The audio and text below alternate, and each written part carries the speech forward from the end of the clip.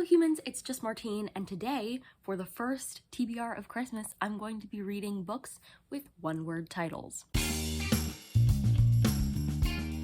There is a bit of a backstory to this. Growing up, I realized that a lot of books had one-word titles, especially books for some reason in the 2010s that were like paranormal in nature or fantastical in nature. But anyway, I just thought it would be a first fun TBR of Christmas, so I did it. So I chose a couple of books. I forget now how many you're about to see. I read them. They had one-word titles. I hope you enjoy. I think this is my first read for this, Where by Kit Reed, and I ended up giving this 3 stars. This is a weird science fiction one. It's more speculative fiction than science fiction. In fact, there's no science involved, but it's also not fantasy. It lives highly in that speculative fiction category. This is basically like a Roanoke colony-esque book. That's what I wrote in my review, and that's what they even say on the back, a modern day Roanoke colony. Because it's about this island called like Craven Town, maybe Craven Island, and one morning all the residents disappear. And it's interesting because we follow different perspectives. One perspective we follow is a guy who lives on Craven Island with his girlfriend, but he was not there at the time when everybody disappeared, so he's still like on Earth. And then we follow the perspectives of some people who are the ones who have disappeared.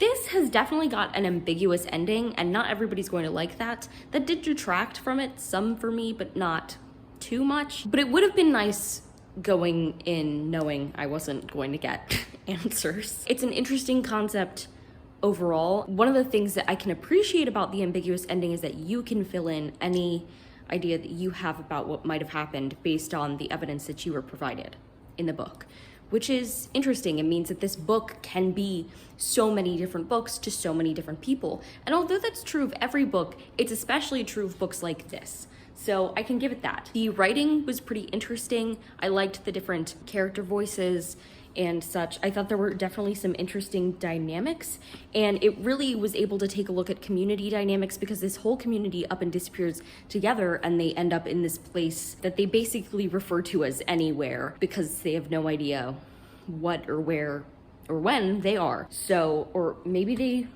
call it anywhen. The point is, they don't know where they are, and neither do we. I'm not really sure what I'm taking from this book, but I had a good enough time reading it that it's worthy of a 3 stars. So if you really love ambiguous books, like if that is your thing, then I would recommend this. And otherwise, you can just appreciate me telling you about it and move on with your lives. I read Reboot by Amy Tintera, and I ended up giving this 3 stars.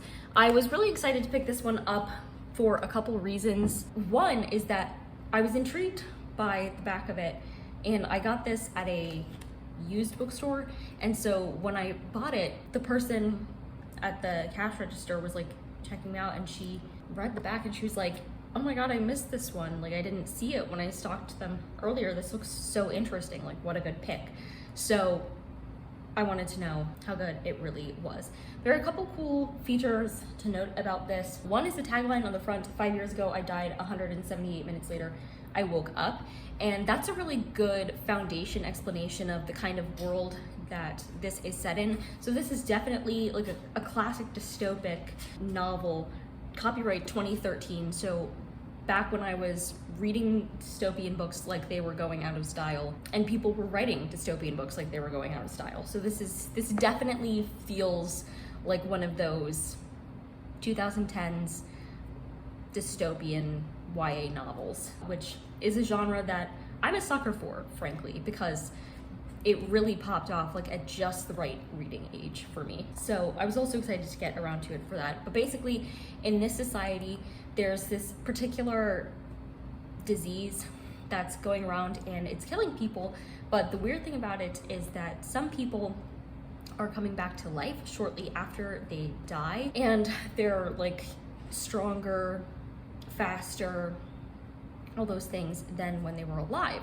And so the government is taking largely teenagers and children who are, quote, rebooting, and they're training them to become like killers for the government. Adults who reboot tend to go crazy, so they usually just kill them. But the main character of this particular book is interesting out of all the other reboots that she's housed with in the facility because she was dead the longest before she came back to life. So she's like the most dead or the least human. And the numbers here, 178, stand out, and that's because it's her number. So they often refer to each other by the number of minutes that they were dead, and she was dead 178 minutes, whereas like other people were only dead for like 22 minutes, 45, things like that. So they also have names. So her name is Ren, but they largely talk about and with one another using their numbers specifically. And so she's very much feared because she's like the least human out of them, and so she doesn't really have feelings and things like that. One of the things that I didn't like about this book, although I understand why the author did it, is it really in the beginning made it seem like she has no choice in the matter. She's lost a lot of emotion. She's lost some of her connections to humanity. The truth is really just that she was denying it. Like, she didn't want to feel those things anymore, so she pushed them away. And so even her conceptions of who she is as a reboot is like entirely wrong, but since we're seeing it from her perspective, it misleads us a little into believing that. And so she gets very, very emotional by the end, and it's not because she's like less dead. It's because somebody has broken this shell. And so some could say that the message of this is that love brings you back to life, or makes us feel more alive.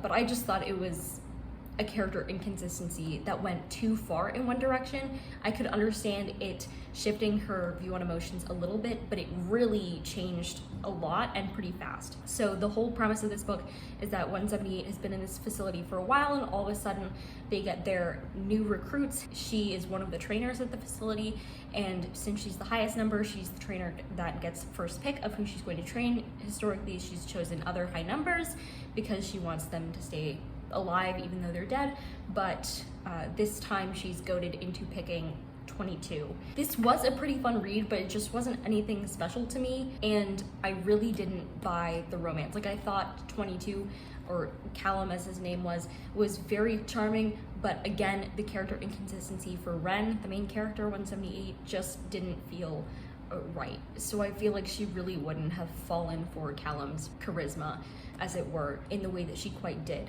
in this book. Like, I just didn't find that believable for the world that we were set up and the things that we were led to believe about the world. That was my main problem. Other than that, it was pretty interesting. There were definitely some sinister things happening at the Hark facility where they were being kept and trained, and I appreciated reading about that. Also, lots of good discussions of morality and stuff. If you love YA dystopian books, you know, maybe keep an eye out for this if this sounds like something that you're interested in. I thought it was definitely like a fun time. Next, I read Gig, edited by John Bowe, Marissa Bowe, and Sabin Streeter, but a ton of people contributed interviews for this. So this book is actually a collection of a ton of columns that they did. They did this column where they interviewed people about their different types of jobs. They then compiled it into this really huge but very fascinating book, which I gave 5 stars. Honestly, one of the things that I liked the most about this is how raw it was. When they interviewed people, they just verbatim said what they said in this, and that was the description of the job in that person's life. They didn't finagle it in any way. It was just like a ton of people's realistic views and opinions on their own lives and their own jobs, which was fascinating. Additionally, there were so many interesting jobs in here. So some of them, they were interesting because of the people that were talking about them, right? So like the first one is about a Walmart greeter, and you would be like, well, that's not really interesting to hear about. But it was this sweet older gentleman who used to be a college professor, and then when he retired, he got lonely. He decided to work at Walmart. He ended up becoming a greeter. That's so wholesome. I loved reading about him. The UPS worker, oh my goodness. I was like, you know your name is on this, right? I can't believe he said some of the things he said. And the same goes with a ton of these people. Like, some of them just said things, and I was like, you should not have said that. But then some of them were interesting because of the specific job that they had, right? It was interesting to read about the paparazzo. He was also insane. But that was fascinating. Songwriters, advocate for rappers, a heavy metal roadie, an Elvis Presley interpreter, comedian, a palm reader, a telephone psychic. So like lots of interesting things. And it did take me a long time to read. Like on Bookly, I read this for like 12 hours, 18 minutes total reading time for me. So one of the longer reads for me, but absolutely worth it every minute, and something that I'm going to love keeping in my collection in the future because there's just so much about humanity stacked in here. It's definitely a sociologically heavy book, and it's got some interesting implications. And as somebody who's just finishing up my undergraduate in college and moving into grad school and thinking about what I want my jobs to be like in the future and technically what my jobs are now and such, it's interesting to read this perspective. This is a little older. It was just published in 2000 and the columns were obviously collected well before then, so it might be a little out of date and there's definitely not as many like technological things as there could be. It would be really interesting to see if they made like a second edition of this. They included things about like content creators or influencers and things like that. I think that could be pretty fun to see, but overall I just really enjoyed this book. I always enjoyed picking it up. I would read several at a time, sometimes whole sections of them. So they're broken into sections about like general types of workers, like workers and managers, goods and services, buyers and sellers, transportation, plants, animals, food, media, etc. So overall, I just thought this was a really good time and I'm glad I picked it up. All right, so the next book I read for this was McGlue by Otessa Moshfegh, and I ended up giving this 3 stars. It was a novella set in Salem, but also like kind of in the middle of the ocean, and very broadly it was about this man who woke up and he was taken on this ship and accused of murdering his best friend, and he goes to jail for it, but he claims to have no memory of the events. So overall, I had a really hard time following this book, but in its defense, the main POV character, or I guess the only POV character, he is both an alcoholic and also has a severe head injury during the course of the book that he makes worse over and over again in the course of the book. And so since we're hearing from his perspective, and his perspective is muddled by substances or withdrawal, and then from his head injury, it's understandable that it wasn't like a completely seamless flow that was very purposeful. And I did think this book explored some interesting themes I enjoyed reading about, but I can only give a book so high of a rating when I just felt like I didn't really connect to it. It's not because I think I won't like Otessa Moshfegh's writing style in the future, just specifically the characteristics of this POV character made it difficult for me to appreciate the book for what it was. Like I didn't feel like smart enough to appreciate it or something like that. But yeah, I'm glad that I gave it a shot, and it sure had a one-word title. The last book I'm reading for this vlog is Doxology by Nell Zink, and I'm not finished it yet.